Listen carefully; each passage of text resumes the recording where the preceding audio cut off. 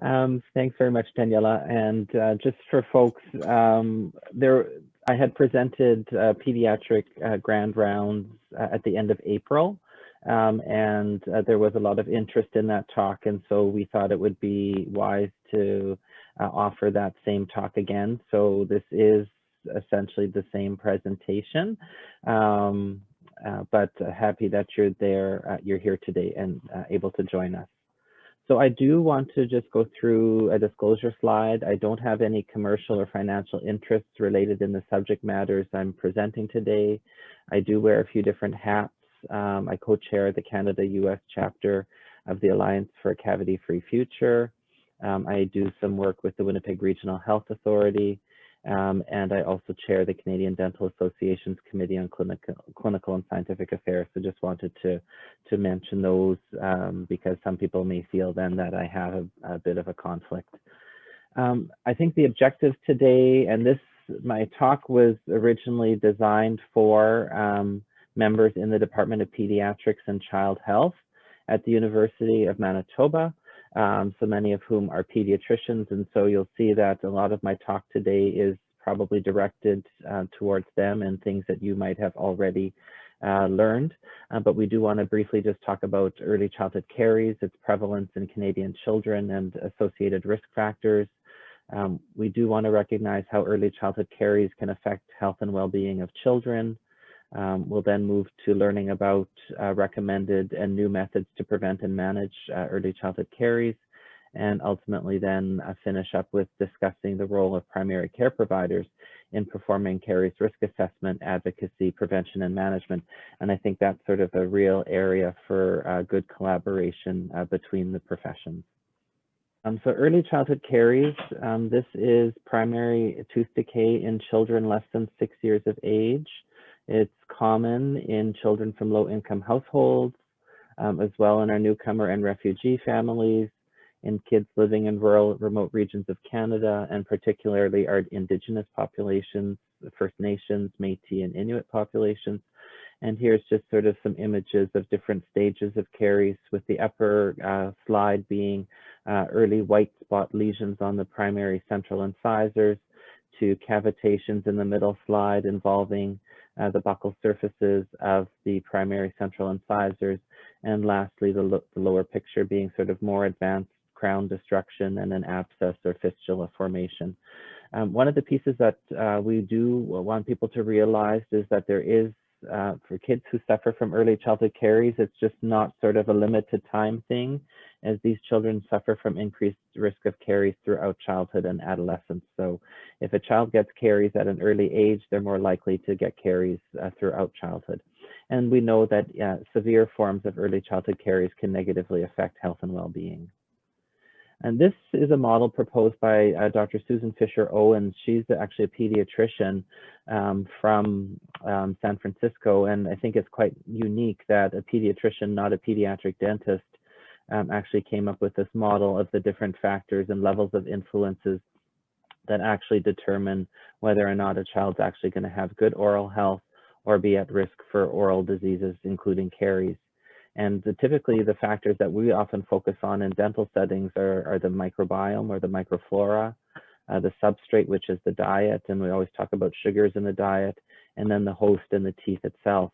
But need to now think of things in this sort of broader context of these child level influences. So this could be whether or not, how the biological and genetic sort of contributors, whether or not there's health behaviors and practices going on, and even such things as use of dental care and dental insurance. And then we have the family level influences, which are things like socioeconomic status, cultural practices, health behaviors, and coping skills of families. And then more broadly, these community level influences, which include the dental care system, healthcare system, the physical environment, community oral health environment. So these all have a role to play. With respect to rates of dental surgery for treating early childhood caries in Canada, we do have some data For Canadians, it is not based on actual screenings of preschool kids because we don't have national data of those types of studies. What we look to, though, instead is healthcare administrative data for children actually going to the operating room to treat early childhood caries under general anesthesia. So we're able to look at that with the help of certain agencies and provincial governments. The percentage of pediatric day surgeries in Canada have been looked at. So we do know that on average about 19,000 such surgeries occur in Canada per year, and this does not include data from the province of Quebec, which did not participate and lend their data for analysis. But basically, I think one of the pieces that's important to recognize that of all the day surgeries for pediatric conditions, reasons why kids go to hospital for a surgery just as an outpatient, 31% of them are a dental treatment for tooth decay or caries. So it is quite significant, more common than getting your tonsils out and more common than getting tubes placed in your ears.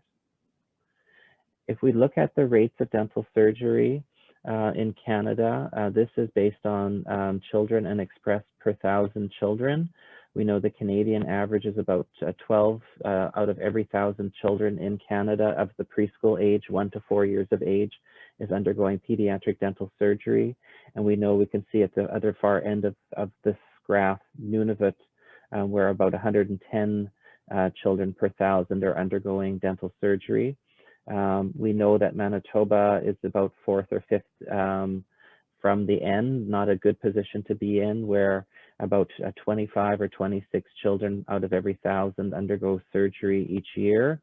But if we actually look at areas of northern Manitoba, we actually have rates very similar to Nunavut, where almost 1 in 10 children is actually undergoing pediatric dental surgery in that age group of 1 to 4 years of age, and that's on a yearly basis. This is an important graph, I think, and some of you who have listened to my talks before will see me reuse this. This one, I think, shows here, it's basically a color-coded map of where there's higher rates of dental surgery to treat caries in Canada.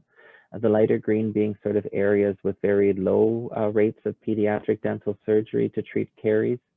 And the darker green is actually areas with the highest rates. Quebec, as you notice, is not shaded in because they did not participate. But what you'll see is sort of Northwest Ontario, Northern and Central Manitoba and Saskatchewan, the Nunavut and the Northwest Territories and parts of Newfoundland and Labrador all experience very high rates of pediatric dental surgery. I think that sort of says a couple of things. This is where many of our Indigenous communities and citizens live, but I think also it speaks to geographical issues and access to care challenges in providing basic and preventive dental care for young kids in rural and remote regions of Canada. And this persists, and this is current. Are some populations at higher risk for caries? Definitely so. So we do realize that children living in communities with a high percentage of Aboriginal people, so this is using Statistics Canada definitions here, these kids are 8 times more likely to undergo pediatric dental surgery than children from neighborhoods with lower proportion of Indigenous people or Aboriginal people.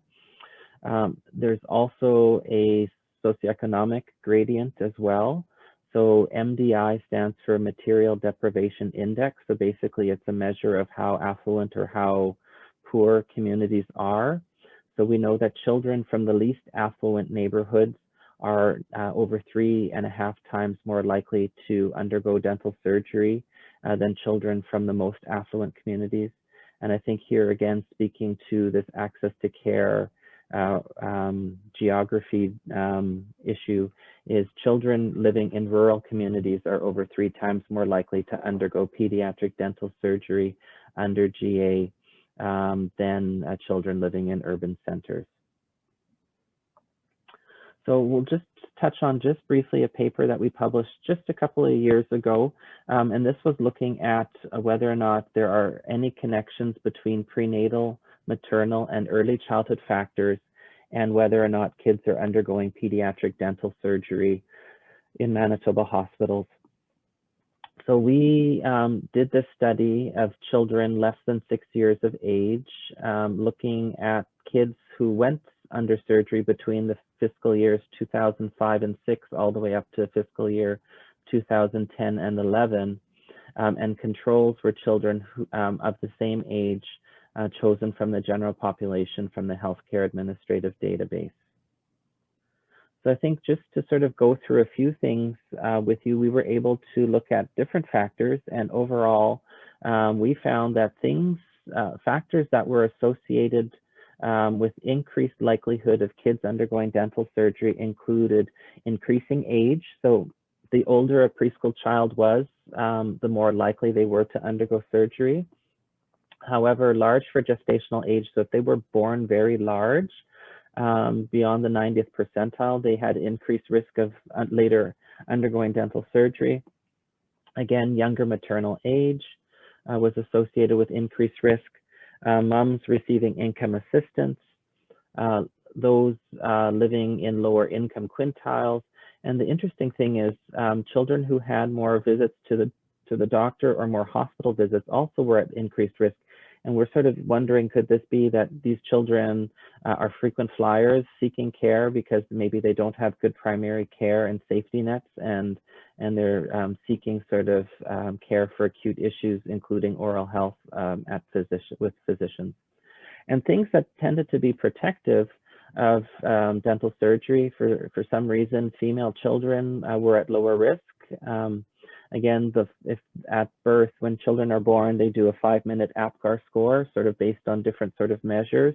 And children with a lower 5-minute APGAR score were at lower risk, which is a little bit contrary to some other published studies. I think here's an important piece that we could all sort of look at is women who initiated breastfeeding in hospital right after birth, their babies later as children were less likely to undergo a dental surgery. So I think that speaks to the benefits of breastfeeding. And then older mothers who probably have better supports had children less likely to undergo surgery, and children living in urban areas. So I'm going to just briefly touch on the impact of early childhood caries on childhood health and well-being. So here's the slide of a child that I saw a couple of years ago. This was actually a child presenting for care in Winnipeg at one of our community clinics. This was not the child living in northern Manitoba. So yes, caries to this extent is actually happening in our own backyard. And what we know from looking at the literature, there's several studies that will say that, you know, there are some impacts on growth and development. So maybe speech, you know, how do children speak properly if they have missing teeth and can't sort of articulate words? They might have affected height and growth, sort of body mass index may be affected. And as well, maybe some nutritional deficiencies, other infections, and perhaps quality of life. You would imagine that a child like this is likely experiencing pain, and there are some validated tools that we can use to actually assess the oral health related quality life of preschool kids. So our lab has been quite active in this domain in Canada and contributed a lot to the literature over the last decade. We found in Manitoba children and published these reports that children with severe early childhood caries are often having signs of malnutrition, including anemia. Many have iron deficiency and iron deficiency anemia. We find vitamin D deficiency to be somewhat common in the children undergoing dental surgery. And as well, often children have more than one nutritional problem. So often they have many. So in our study, we found the kids that had vitamin D deficiency are often the same kids that also have anemia. It sort of speaks to this nutritional relationship between caries and nutrition with kids, and then higher body mass index scores. So I know a lot of studies in many decades ago sort of talked about kids with severe caries had this failure to thrive and they were skinny and short, what we actually find in our Manitoba population, and maybe this just speaks to a North American sort of more phenomenon, is the children with severe caries often tend to have higher body mass index scores. So bad teeth, also maybe chubby kids. We've done a study.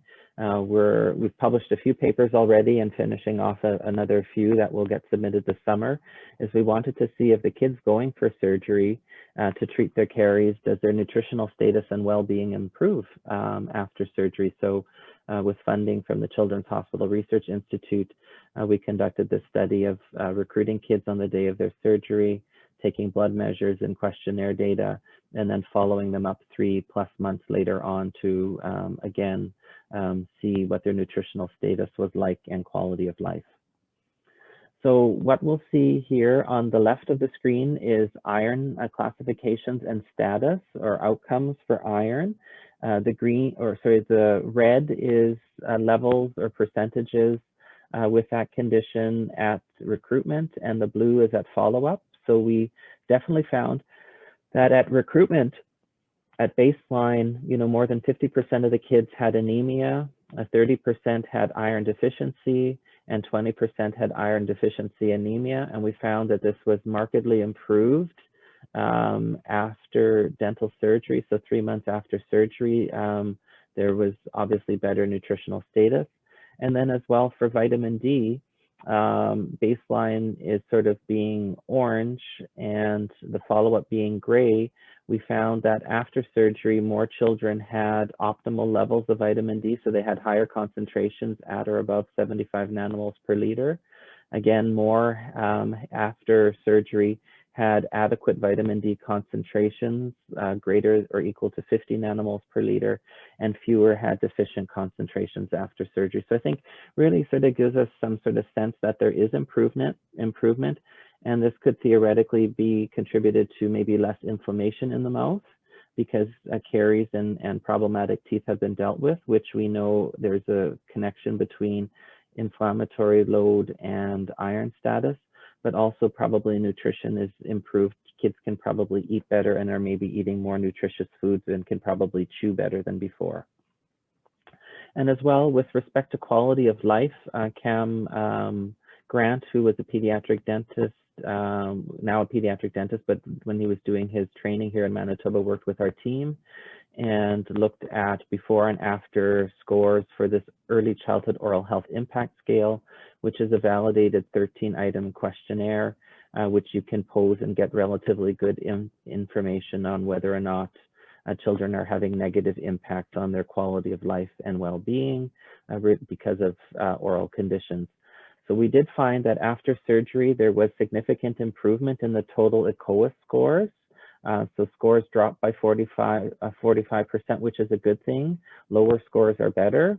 And there was also, with the questions that pertain specifically to children, there was almost a 64% reduction in those scores, which is a great sort of showing that obviously there are improvements in oral health related quality of life after dental surgery. And I think what we're now trying to work on is how do we use quality of life assessments with these types of questions to perhaps better prioritize children waiting for dental surgery. So in fact, trying to see is how do we incorporate questions from this validated instrument into field referral forms that actually go to pediatric dentists so they could actually then assess and determine who is actually getting, makes more sense to book which children for surgery first.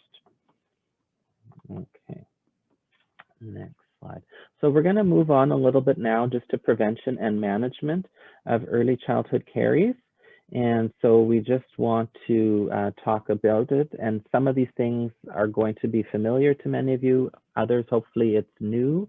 So again, for our non-dental members listening to us today, I think we do want to highlight that there's really two approaches to manage caries. And I think I'll emphasize this for our dental community members as well. You know, when most of us did our training, we were only taught about surgical interventions for caries, which is our traditional approach, i.e. doing fillings. But more and more, and I think COVID has even taught us as well about the medical management of caries. So there are appropriate non-restorative treatment methods, and this should be considered a new paradigm for us as healthcare providers. So you'll see the blue arrows are pointing to areas of teeth where there are incipient or early cavitated lesions, early lesions, sorry, of caries, and the red is pointing to cavitated lesions. And this is what we need to distinguish. Once lesions become cavitated, we may find that certain types of treatments may not necessarily be as beneficial as we originally thought. And with the early white spot or incipient lesions, there are some things that we theoretically could still do to try to minimize progression. So this, on the right of the screen, you'll see this is a flow diagram, and this is from the American Dental Association. They've put out evidence-based clinical practice guidelines for non-restorative treatment for caries lesions. So yes, this is from the American Dental Association. I'm not making this up. I'm not full of you-know-what. This is a reputable organization that's the mouth of, it represents dentistry in the United States, and they are saying that yes, there are appropriate ways to manage caries non-restoratively for both adults and children. For children with primary teeth, if lesions are still at these white spot stages, they are recommending different things depending on what surfaces. So this could be fluoride varnish, a 5% version of fluoride varnish. It could also be a 1.23% APF gel, or sealants, depending if this is on occlusal surfaces of teeth. Again, interproximally or approximally, again, for these non-cavitated lesions, it is the 5% sodium fluoride varnish, or sealants or resin infiltration that could be done. And then again, for facial or lingual surfaces, either the 1.23% APF gel or 5% fluoride varnish is recommended.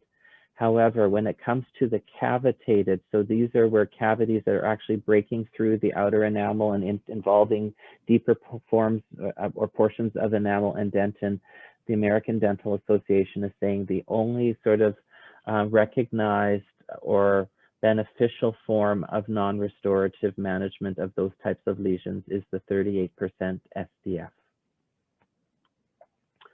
So talking about fluoride varnish, we know, most of us, that it comes as a 5% sodium fluoride.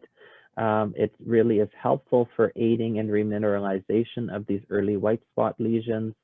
The benefit is the slow release of fluoride from the varnishes over a couple of days, even if there's no brushing afterwards.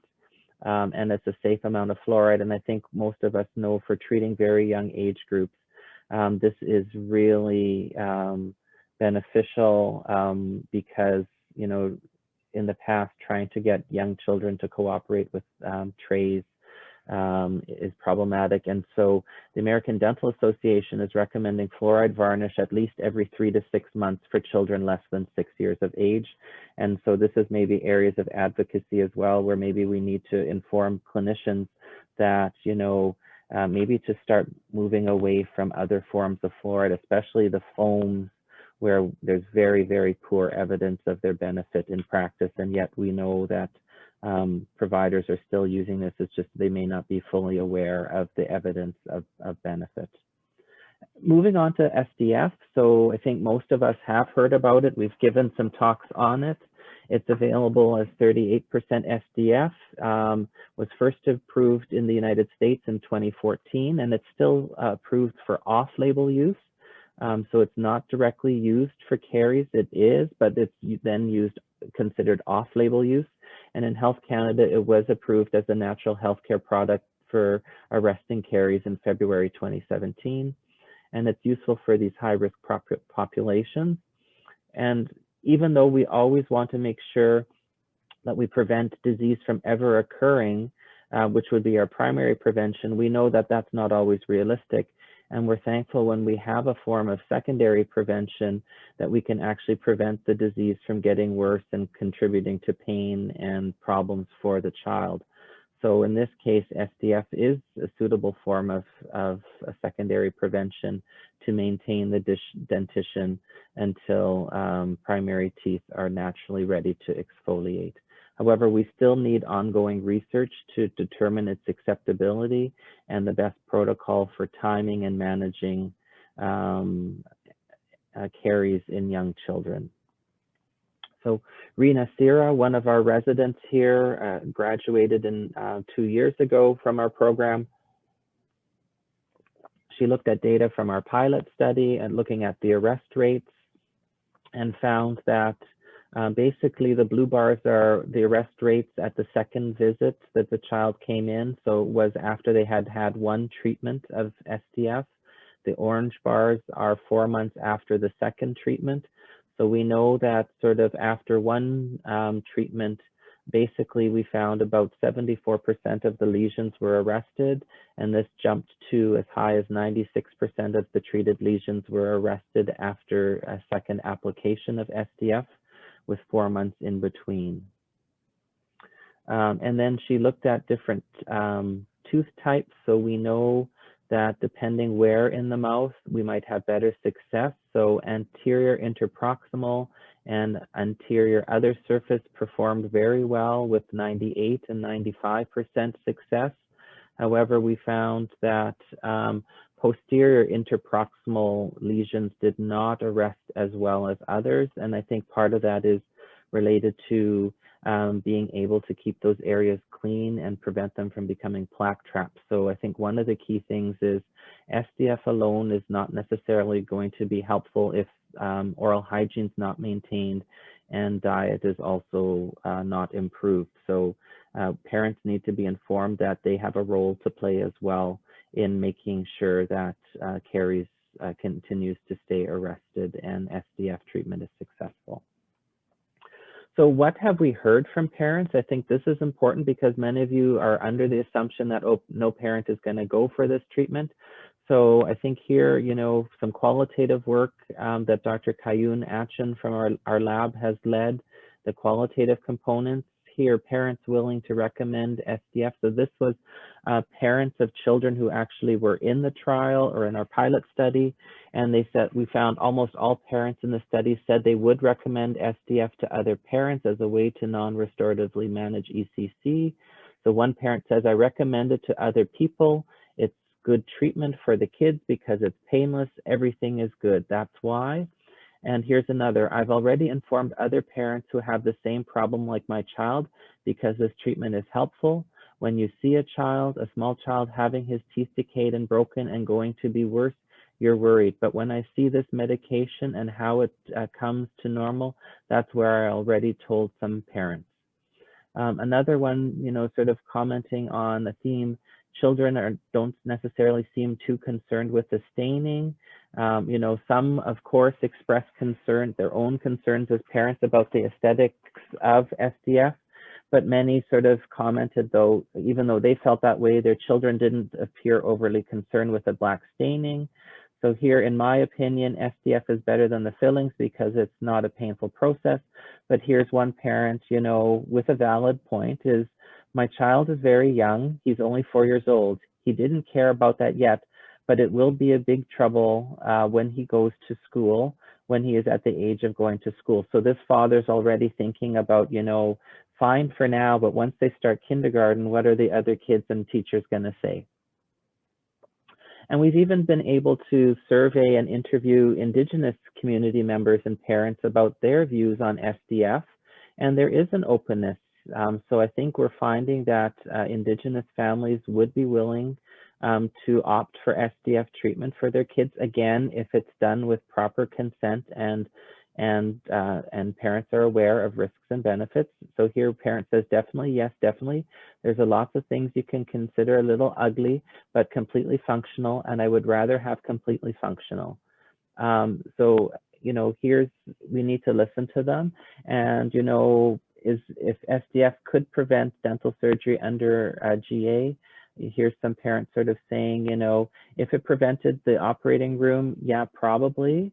You know, I mean, I don't know, you wouldn't want to watch your kid go under and you don't know what's going on. Almost, sure, I'd be open to try it.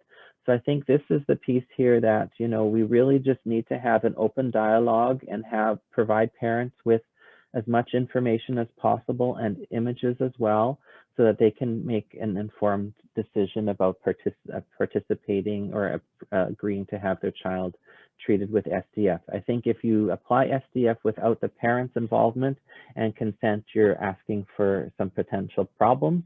And I think we need to be very aware. So we have developed a fact sheet that Daniela can always circulate later on to inform parents and provide them with information. And so lastly, I do want to talk about sort of a real piece that I think is an area that is ripe for action, and I think there's a willingness for interprofessional collaboration, and that's on integration of oral health into primary care. So we need to talk a little bit about caries risk assessment. So what exactly do I mean when I talk about this? So caries risk assessment is a promising approach to increase access to oral health care assessments and ultimately to help establish dental homes. So if you're not familiar with the term dental home, that's a clinic where the child receives ongoing primary dental care, sort of from an early age all the way through childhood. The medical model has been around for many, many years, and actually the concept of a dental home was first recommended almost over 30 years ago by the American Academy of Pediatric Dentistry. So I think caries risk assessment, when we use specific tools, it helps us emphasize or understand a child's risk of developing caries and helps us identify risk factors and emphasizes prevention. And these CRA tools can also be used by non-dental providers to help screen kids, especially those in areas where there's limited access to dental care.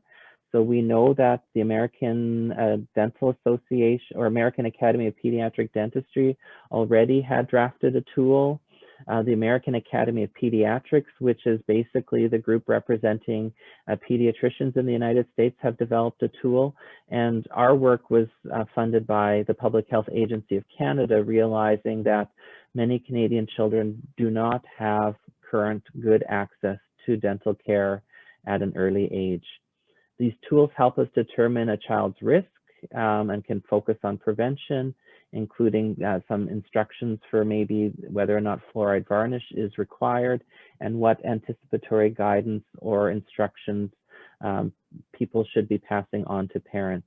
And then naturally, we want to also make sure that the tools also have a component where there's a mechanism to make a referral to a dental office so the child is connected and receives that dental home.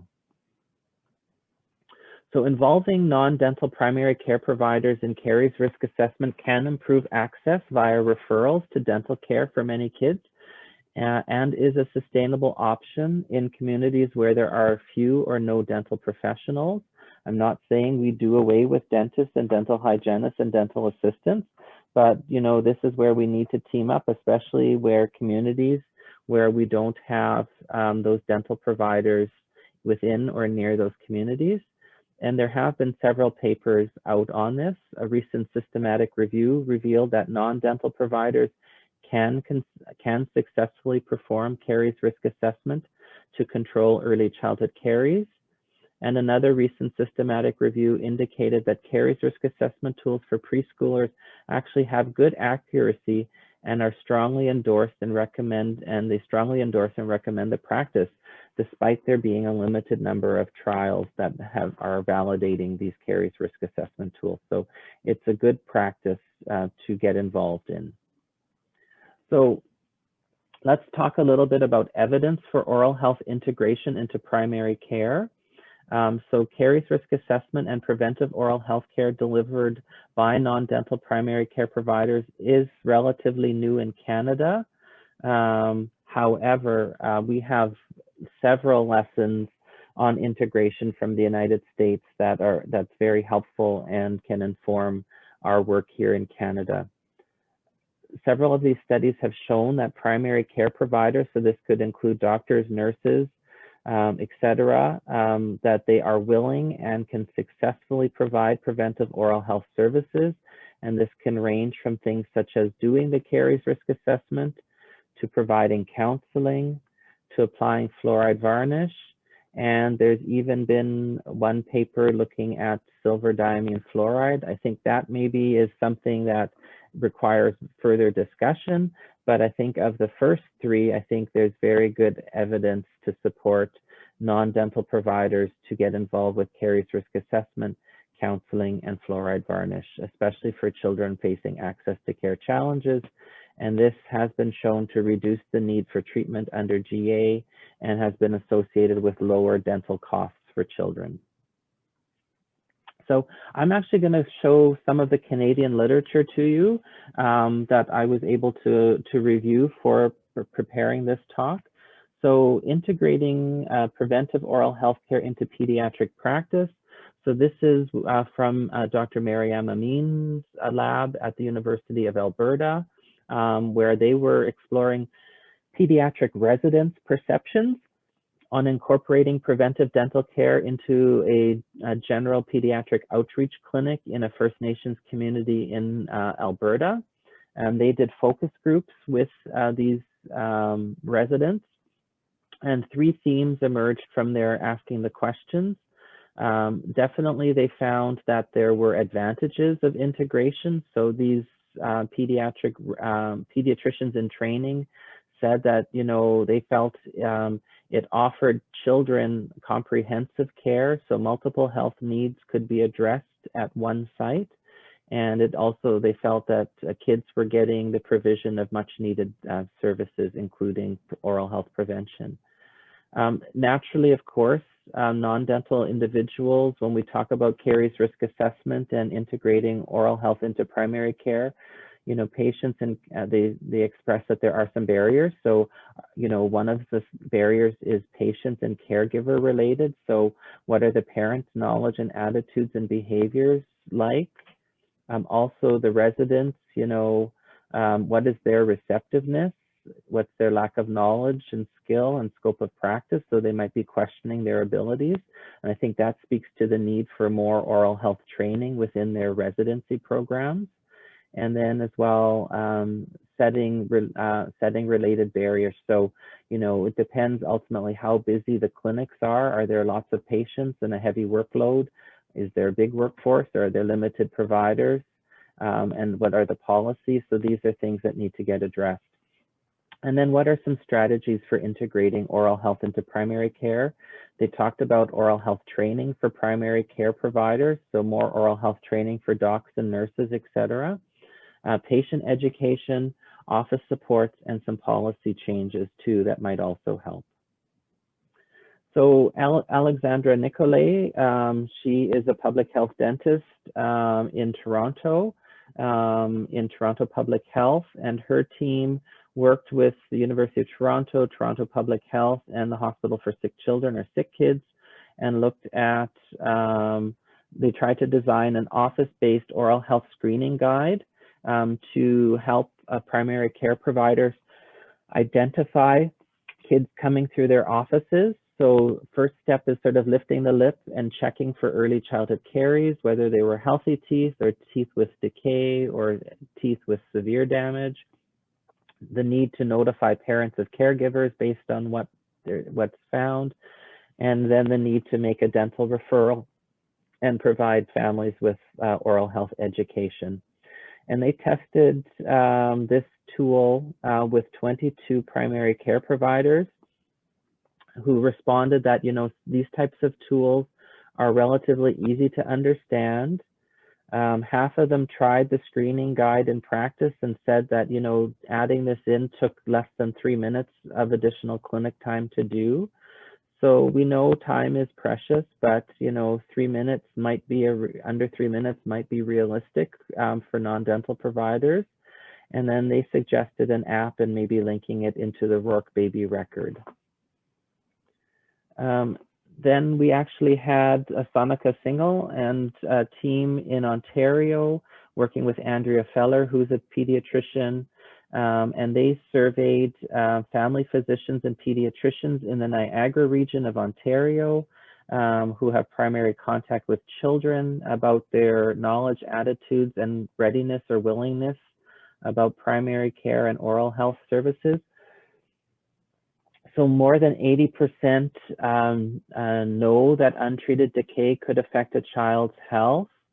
Over 80% say that they actually look within the oral cavity And some do that for greater than 50% of their pediatric patients.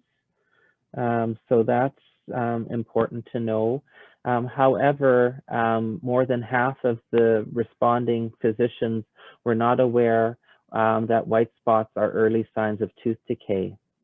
And then when asked, what are some of the reasons that they don't currently look in the mouths and perform oral health preventive measures for kids, one of the big barriers, again, is lack of time. Many feel strongly that that's the role of dentists or dental providers, but if they're working in communities where there are no dental providers, we need to find another approach. The lack of knowledge of dental problems, so they're saying that they're limited in their training. And this is another piece too. If we're expecting oral health to be integrated into primary care, there needs to be discussion about reimbursement, right? Can they bill for it?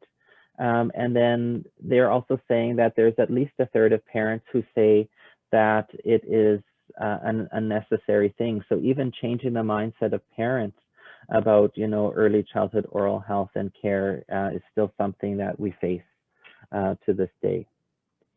So I want to highlight, because I think this topic, we might think, well, that's never going to happen, reimbursing non-dental providers to provide oral health services. So I want to bring this to your attention that in the United States of America, all 50 states will reimburse physicians and nurses of children who are receiving Medicaid if they provide fluoride varnish. So that's pretty progressive.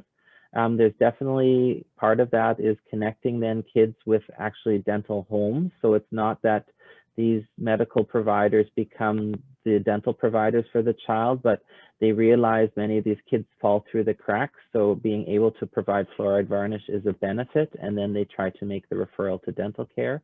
And additionally, some states are even going further and reimbursing for additional oral health services. So something to think about. And then here, the impact of COVID-19 on preventive oral health. So Bo Meyer and colleague, Bo used to be in North Carolina, and now he is elsewhere in the United States. So I believe he is in Ohio now. And this is the interesting piece here. So I'm going to sort of guide you to just this first sort of graph of the 6.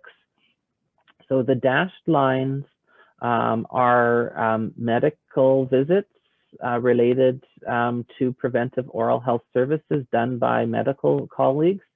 And the solid lines, the gray and the darker black one, the solid ones are actual dental visits to dental offices. And it's quite interesting sort of where you see that you can definitely see when wave 1 occurred, there was a sudden drop off of those solid lines. So visits to dental offices drastically dropped in the United States in these 2 states. But it's quite interesting that the proportion of well-child visits that included fluoride varnish during wave 1 did not significantly change.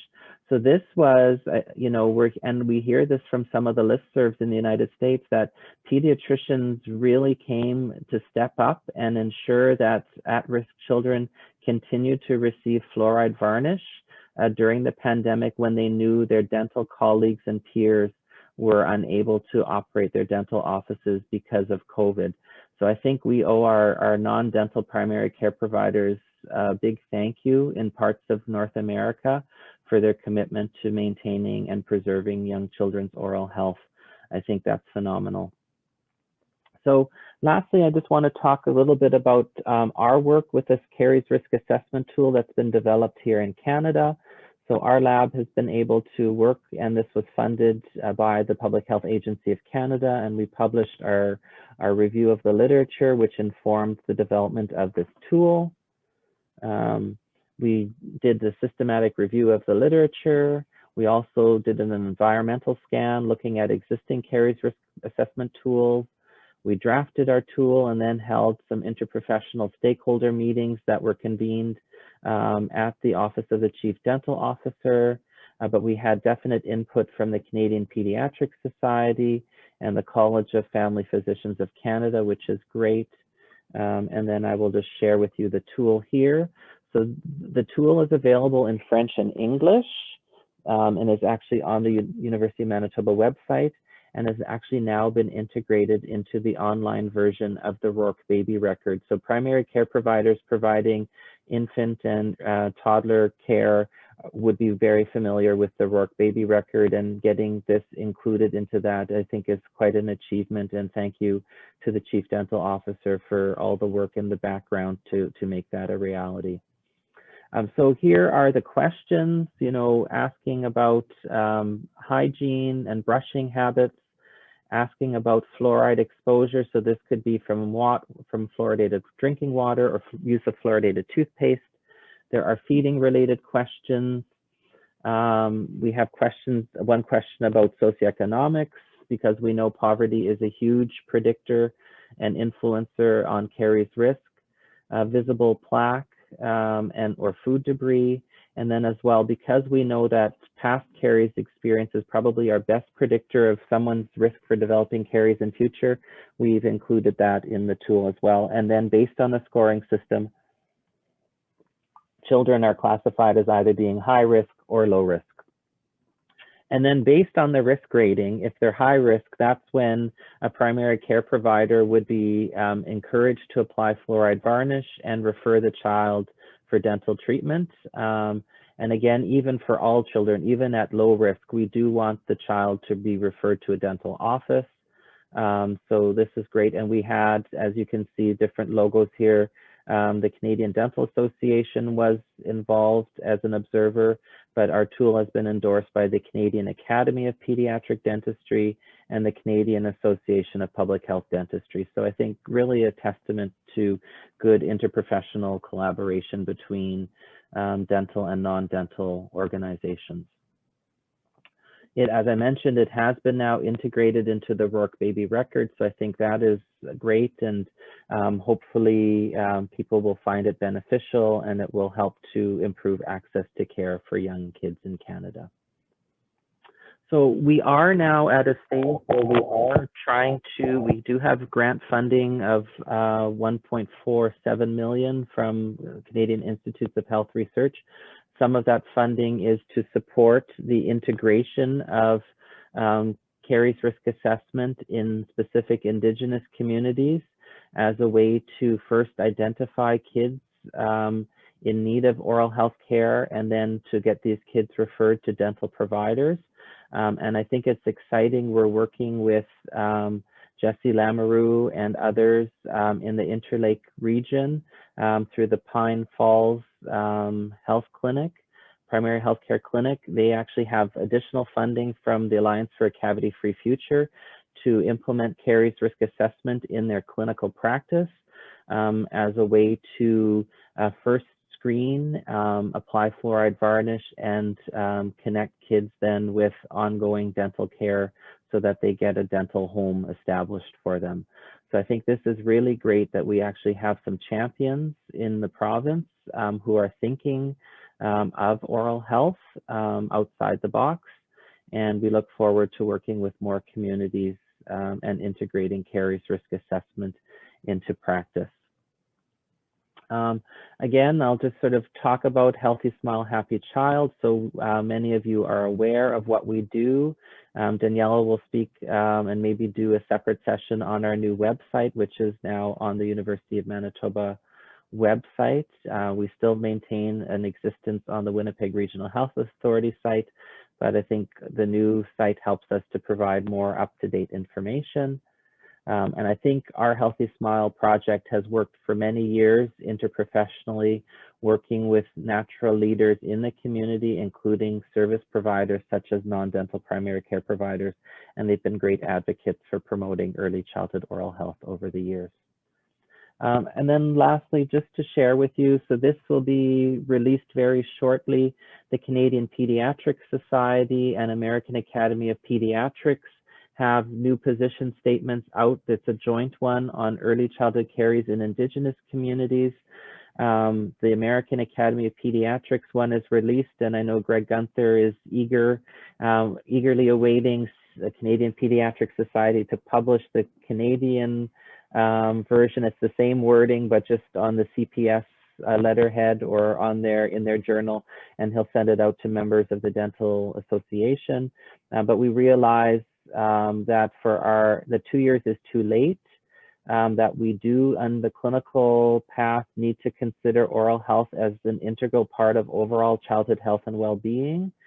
We're stressing that there needs to be caries risk assessment at well child care visits. So we want our non-dental providers to be talking about oral health and asking parents about it, because let's face it, kids go for multiple visits for immunizations at early ages, often before they'll ever step into a dental office. And we also want them to consider fluoride varnish by either dental or non-dental healthcare providers in primary healthcare settings. So there are these resources. So if you have non-dental colleagues interested in oral health, you can always guide them to the Smiles for Life curriculum. I know the Canadian Dental Association has been very active in having these discussions with Canadian Pediatric Society in Canada, all about Smiles for Life. And I think that's very positive that they see the role of non-dental providers in championing oral health. And then lastly, just some tips that, in case there's some non-dental providers on the call today, what can you maybe do on your daily routines?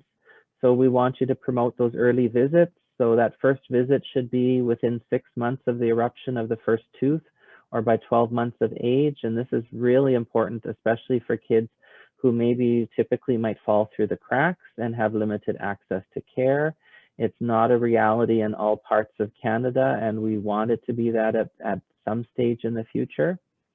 We want to stress the importance of diet and nutrition, and we want to emphasize that caring for baby teeth begin before the baby even arrives. And we know that prenatal vitamin D concentrations are associated with caries risk in kids. So lower prenatal vitamin D concentrations, chances are there's an increased risk for caries in infancy. We also want to support breastfeeding. I think that's one of the things maybe that oral health providers need to step up a little bit, because I think traditionally many years ago, people used to use terms like nursing caries and really put breastfeeding in a bad light.